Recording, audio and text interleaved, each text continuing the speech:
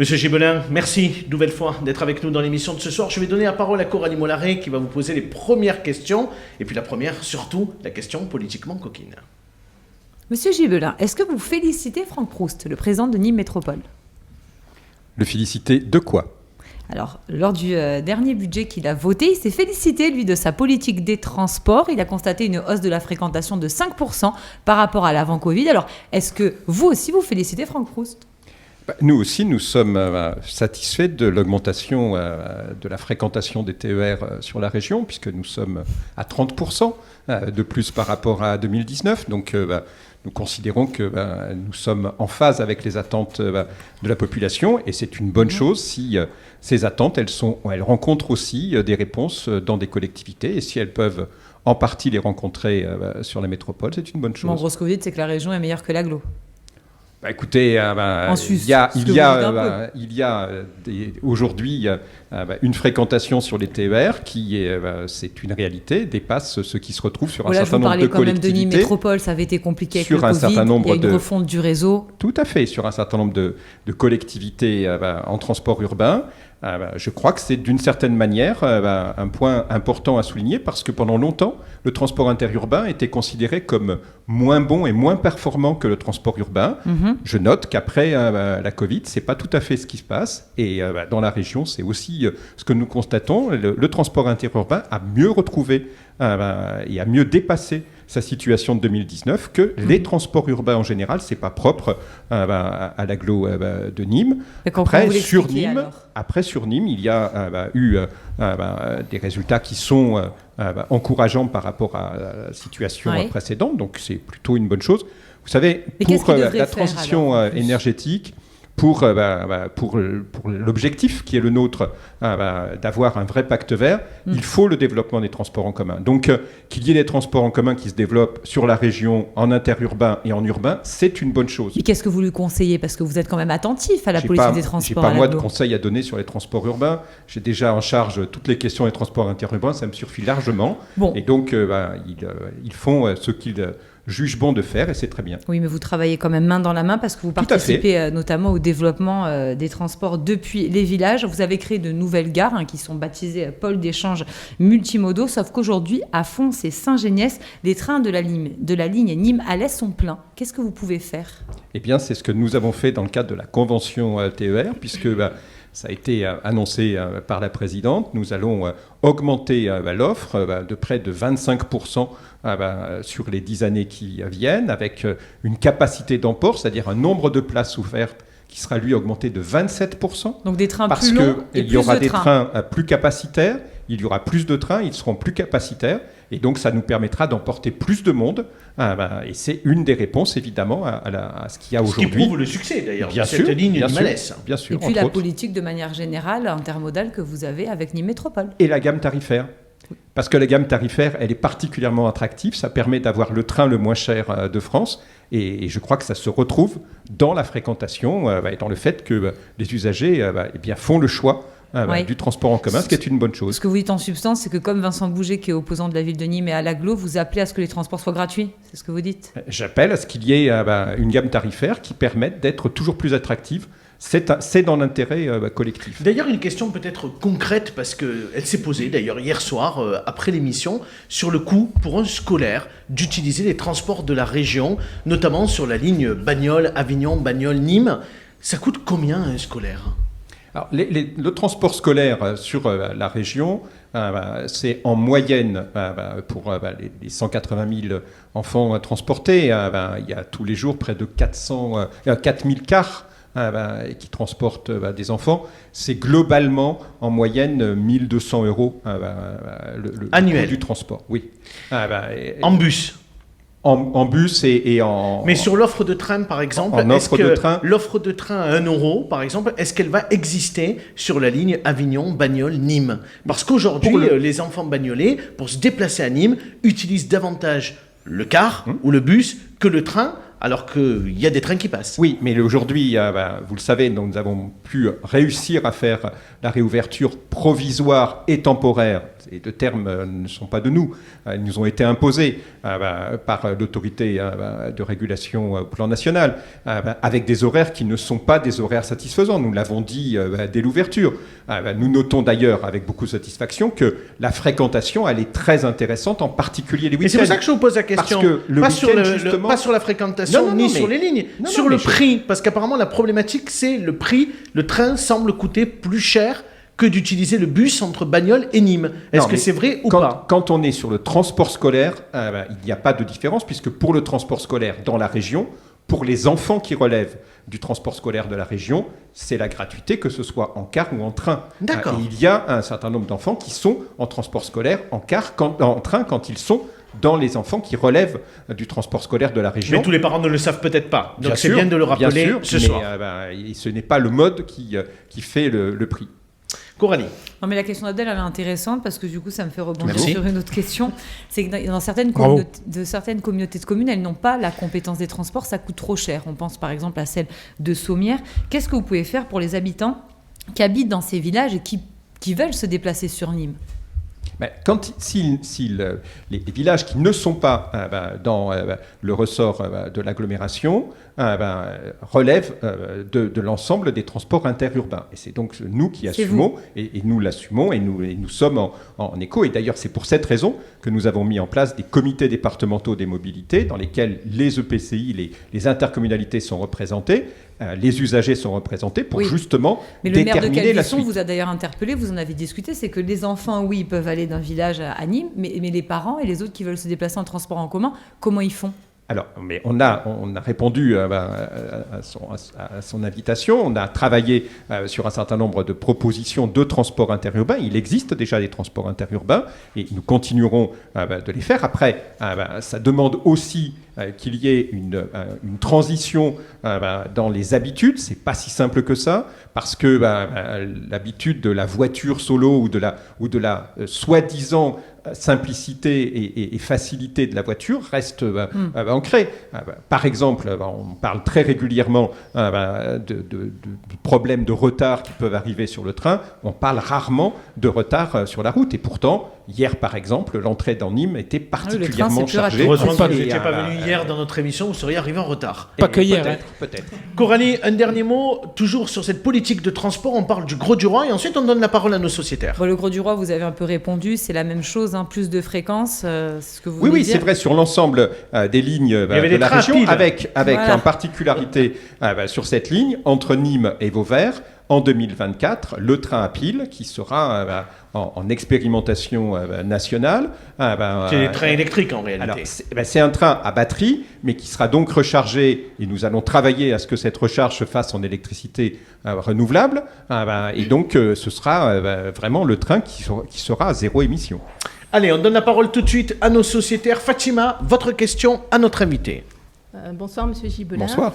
Vous êtes un élu régional bien identifié, reconnu par votre travail. Vous avez pris à bras-le-corps la délégation qui vous a été confiée par la région, alors que ce n'était pas du tout votre domaine d'activité à la base. Non. J'aimerais avoir votre avis sur la situation des autres conseillers régionaux, savoir qu'est-ce qu'ils font à part représenter la présidente. L'ensemble des Gardois. L'ensemble des conseillers régionaux, en particulier ceux de la majorité, travaillent beaucoup parce que d'abord, il y a énormément d'instances dans lesquelles la région est sollicitée. Et là, je ne parle pas de représentation, je parle bien de participation dans les instances. C'est vrai sur des conseils d'administration, c'est vrai sur des comités de pilotage, c'est vrai sur des réunions de suivi de dossiers. Et donc, tous les jours, les conseillers régionaux de la majorité sont sollicités dans des réunions et ils font un travail important.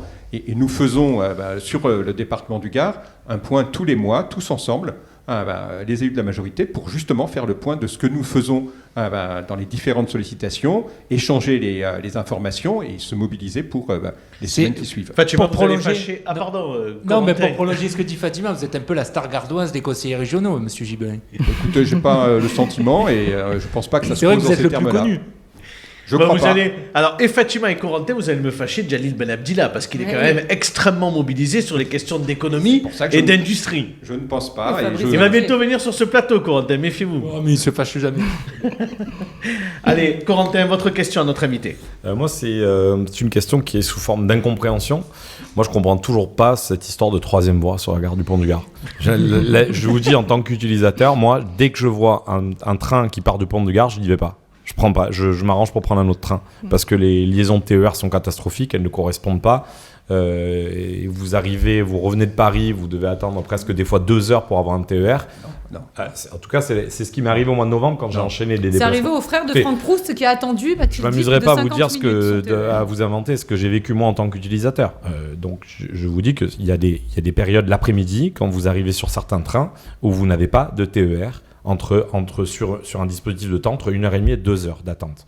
Et moi, je ne comprends pas comment vous voulez que cette gare soit attractive si nous, les Nîmois, on ne peut pas y accéder.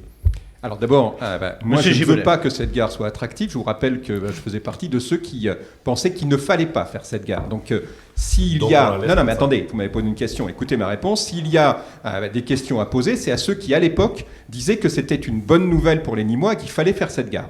Moi, j'étais de ceux qui disaient il ne faut pas faire cette gare. Il faut faire le contournement, mais il ne faut pas faire la gare parce que ce sera un problème. Donc aujourd'hui, je trouve que vous devriez au moins reconnaître que ceux qui, à l'époque, avaient le courage de dire, parce que nous n'étions pas nombreux, qu'il ne fallait pas le faire, eh bien, nous avions raison parce que encore aujourd'hui, il y a des difficultés. On va parler de 10 ans, mais maintenant qu'il y ait, comment on favorise. Alors, comment on fait? Nous avons fait, la région, nous avons déjà fait beaucoup plus que quiconque sur cette question, puisque nous sommes passés de 12 dessertes de la gare à 44 dessertes de la gare. Donc il y a tous les jours 44 TER qui s'arrêtent sur cette gare qui n'était pour l'instant pas desservie. Et après, l'Agglo a de son côté aussi mis un certain nombre de dessertes en car. Et donc aujourd'hui, il n'y a pas 2 heures après l'arrivée d'un train pour ou un car ou un bus ou un train. Il y a quand même un délai d'attente. Des délais d'attente. Je l'ai toujours dit. Je l'ai toujours dit et j'ai toujours dit que justement c'était une hérésie de faire cette gare et de faire terminer des TGV dans cette gare parce que elle n'était pas directement raccordée. Et en plus, les horaires se sont améliorés. Parce que je veux bien qu'on continue de dire que c'est compliqué, et c'est compliqué. Je le sais, je pars ce week-end sur Paris et je vais devoir, j'ai changé mes horaires, je pars plus tard pour pouvoir partir de cette gare parce qu'au retour, je n'avais pas d'autre solution que d'arriver dans cette gare. Donc je le vis régulièrement, comme ceux qui prennent le train, parce que je prends le train très régulièrement. Mais après, il y a eu une amélioration sur les horaires de cette année, puisque nous sommes passés d'une situation où il y avait moins de la moitié des TGV qui étaient en correspondance avec des TER. Nous sommes aujourd'hui à 66% des TGV qui sont en correspondance. Le problème, c'est que nous ne maîtrisons pas la grille horaire des TGV et nous ne pouvons pas systématiquement modifier les TER parce que les TER, ils ne sont pas comme point de centralité, c'est pas la gare de ça reste un sujet complexe quand même. Oui, mais parce que l'idée de Franck Proust de faire une navette, par exemple, mais vous y croyez de la navette. Le problème de la navette, on en a parlé maintes fois, et je sais que vous avez tout à fait compris. Je comprends que vous voulez régulièrement revenir dessus. Pourquoi pas? Parce qu'on a une émission pour les Gardois et les Nîmois. Je pense sincèrement que pour les Gardois et pour les Nîmois, il y a plein d'autres sujets très importants en termes de mobilité. On va en parler. Mais je sens que ça vous agace ce sujet. Mais non, c'est pas que ça m'agace, mais c'est simplement que nous avons déjà répondu, je vais le refaire une nouvelle fois, et je ne comprends pas pourquoi systématiquement on veut revenir dessus comme si c'était une nouvelle question. Parce qu'il y a toujours une volonté politique de la part de Nîmes Métropole de créer cette troisième... On pensait qu'il y avait une étude. Il y a toujours une troisième voie. Il n'y a pas de problème, nous l'avons dit maintes fois, nous avons dit qu'il y avait des études, qu'il fallait les faire, nous avons cofinancé ces études, donc arrêtons de dire qu'il y aurait 2 positions, ceux qui veulent la faire et ceux qui ne veulent pas la faire, puisque nous finançons des études. Par contre, laissez-moi finir. La question, elle reste une question de fond. Faire une voie, c'est une chose. Faire circuler un véhicule dessus, c'est bien plus compliqué. Il faut financer le fonctionnement. Ça sera forcément, si ce n'est que la navette, ça sera forcément un véhicule qui sera un véhicule urbain. Alors juste, le coût sera supporté par Nîmes Métropole. Donc si c'est ça, c'est à Nîmes Métropole de le faire. Or, vous le savez très bien qu'à aucun moment, c'est comme ça que les choses ont été engagées. Donc, cette question du fonctionnement est la question centrale. Et on ne peut pas faire l'économie de cette question. Mais ce que dit Nîmes Métropole, on va se calmer un petit peu, on comprend bien que c'est le fonctionnement... que ça fait plusieurs fois que me pose la même question. Ce que dit Nîmes Métropole aujourd'hui, et elle est intéressante la question de Corentin et votre réponse. On sait que vous étiez contre, la gauche était contre. Là, il y a peut-être une position aujourd'hui qui est dogmatique. Vous avez mis les moyens. Attendez, laissez-moi finir. Comment vous allez laisser finir ? Il n'y a pas de souci. On va essayer d'être constructif. Complètement. Vous avez mis les moyens. Vous avez mis en place des TER, c'est sûr. Vous savez que la correspondance, c'est pas tout à fait idéal, c'est sûr. Aujourd'hui, on parle de cette troisième voie. Vous parlez de cette navette. À Toulouse, par exemple, la région finance la ligne C, qui relie Colomiers à la gare de Toulouse. C'est du transport qui est urbain. Est-ce que la région n'aurait pas intérêt, malgré, j'entends bien le fait que vous étiez contre depuis le début, à peut-être financer, comme elle le fait pour Toulouse, une partie de ce fonctionnement et peut-être diminuer ses coûts au niveau des TER ? Alors, le problème, c'est que la ligne, s'il y a un jour une troisième voie, elle sera parallèle à la ligne TER. Les TER, nous les avons augmentés parce qu'il y avait la gare. Évidemment, aujourd'hui, ils desservent d'autres gares. Nous n'avons pas mis des TER que pour cette gare. Donc aujourd'hui, nous n'allons pas dire aux populations qui sont après, par exemple à Beaucaire, mais ça peut être le cas pour d'autres gares, finalement, il y a peut-être une autre solution pour quelques voyageurs de TGV, et alors du coup, on vous dessert plus parce que on va financer un autre moyen de transport. Au niveau d'intérêt général, pour donc de toute façon, le TER, nous l'avons augmenté, et c'est très bien pour l'ensemble de la population desservie. Mais je ne peux pas laisser dire que nous n'avons rien fait ou qu'il n'y a rien de fait. On n'a pas dit ça depuis le début. Non. Je ne dis pas que vous l'avez dit, je dis que ça fait partie des questions qui existent et je veux Toulouse, vraiment y insister. Vous le financez, ce transport urbain. Mais bien sûr. Donc on voit que c'est une question de volonté politique, en fait. Sur le transport urbain de Nîmes Métropole, vous le savez, puisqu'à plusieurs reprises, nous avons eu l'occasion de le faire, et nous avons y compris participé à l'inauguration des liaisons de trains, de cars qui ont été faites sur la commune, parce que nous avons cofinancé. Donc nous cofinançons déjà des infrastructures et du transport urbain, comme pour d'autres collectivités. La question, c'est pas l'investissement, c'est après le fonctionnement de la situation. Et c'est pas si simple que ça d'envisager demain un fonctionnement. Ça veut dire des rames, ça veut dire au moins 2 rames supplémentaires, ça veut dire du personnel pour ces rames, ça veut dire aussi des lieux de stationnement dans la gare de Nîmes Centre.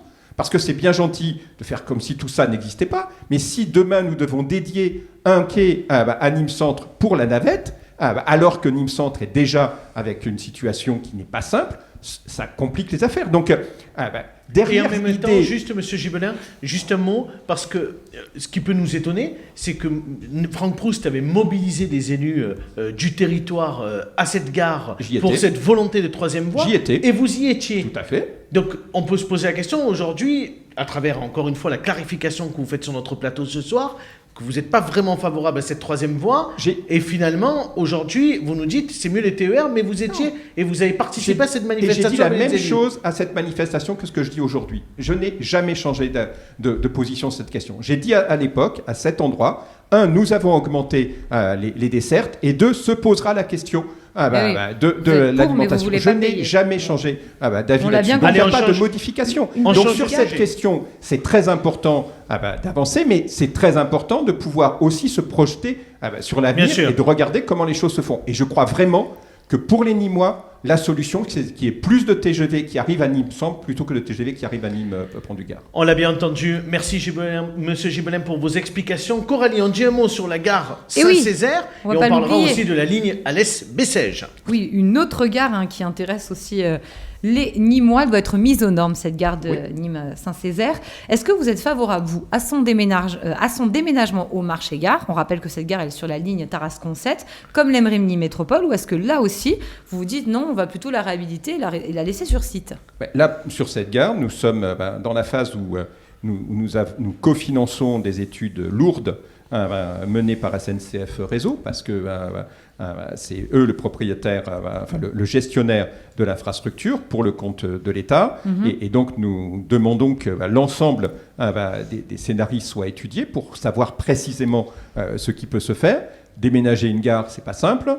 Mais vous n'avez pas de préférence pour l'instant. Non, il n'y a pas. Après, ça s'inscrit dans un projet de réhabilitation et requalification de la porte ouest. De point arrêté. Nous sommes convaincus, comme Nîmes Métropole, que quand elle sera installée, il faudra aussi faire un PEM, un pôle d'échange multimodal pour cette gare, parce qu'elle est sur une partie de Nîmes qui a un intérêt important, en particulier sur la jeunesse, mais pas que. Après, il y a beaucoup de bouchons autour de cette gare. Et puis, c'est compliqué de faire un pôle d'échange non, mais ça là où elle est localisée aujourd'hui. Ça permettrait de prioriser le transport en commun plutôt que la voiture sur cette partie de Nîmes. Donc, il y a un intérêt demain à imaginer un pôle d'échange multimodal, mais il faut d'abord stabiliser son emplacement et du coup vérifier ce qui est pertinent ou pas par rapport au reste du réseau. Ce sont des études très complexes. On dit un mot sur la ligne Alès-Bessèges. Oui. Nous en sommes où? Je sais que vous suivez le dossier au plus près. Comme les autres. En C'est faisant votre attention, territoire. C'est votre territoire. en faisant Particulièrement. attention justement de ne pas le privilégier pour que les conflits d'intérêts, c'est compliqué. Voilà, il n'y ait pas un jour cette position ça, soit annoncée. C'est de mode. Donc C'est la saison. donc nous sommes évidemment très attentifs à cet aspect. Où nous en sommes, nous avons avancé évidemment sur tout le travail préalable pour le transfert de la ligne. SNCF Réseau vient de transférer la ligne Montrégeau-Luchon au début du mois d'avril. Donc nous devrions avoir le transfert de la ligne Alès-Bessèges dans les prochains mois. Il y a un décalage, pas tout à fait d'une année, mais à peu près entre les deux projets, puisqu'ils n'étaient pas au même niveau au moment où ils avaient été lancés. Donc nous restons dans ce travail-là. Nous continuons le travail de projection sur ce qu'il y a à faire comme réalisation. Nous restons évidemment sur cette ouverture. Nous avons toutes les études qui sont pas simples environnementales sur les différents endroits. Il y a, semble-t-il, des couples de chauves-souris dans un des tunnels. Donc nous travaillons autour aussi de ces questions-là. On dit un mot rapide pour sortir après du carcan des transports, parce que Coralie a des questions à vous poser plus politiques, qui intéresseront Fatima et Corentin certainement. Un mot sur la ligne ferroviaire de la rive droite du Rhône. Quel bilan vous faites et quels sont un peu les chiffres de fréquentation après l'ouverture officielle en septembre dernier, même si on rappelle, bien évidemment, vous l'avez dit tout à l'heure, que c'était temporaire. Oui, c'est une ouverture temporaire dans la mesure où nous ne sommes pas ni sur les horaires que nous souhaitions, ni sur la totalité de la desserte.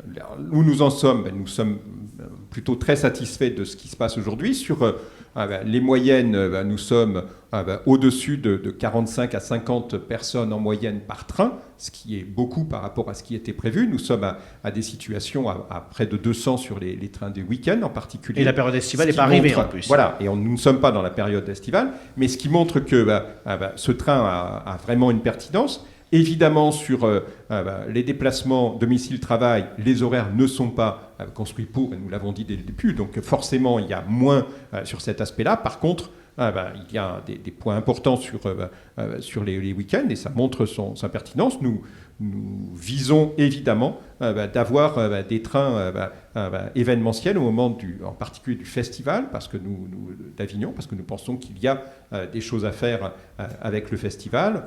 Probablement, par exemple, sur les spectacles d'enfants, où nous pourrions avoir, avec la place d'entrée au spectacle sur le festival, le TER à 1 € pour l'ensemble du mois de juillet qui pourraient le faire. On pourra regarder, on travaille à des choses comme ça pour que ça puisse avancer. Et puis, il y aura aussi probablement des initiatives sur Pont-Saint-Esprit, Bagnoles et la mer, en passant par le TER, parce qu'il y a aussi là des populations qui, même si elles ne sont pas très loin, n'ont pas forcément fréquemment l'habitude d'aller à la mer. Effectivement. Allez, 2 questions pour terminer cette interview, Coralie, mais des questions plus politiques. Oui. Est-ce que vous êtes nup ou pas nup, vous?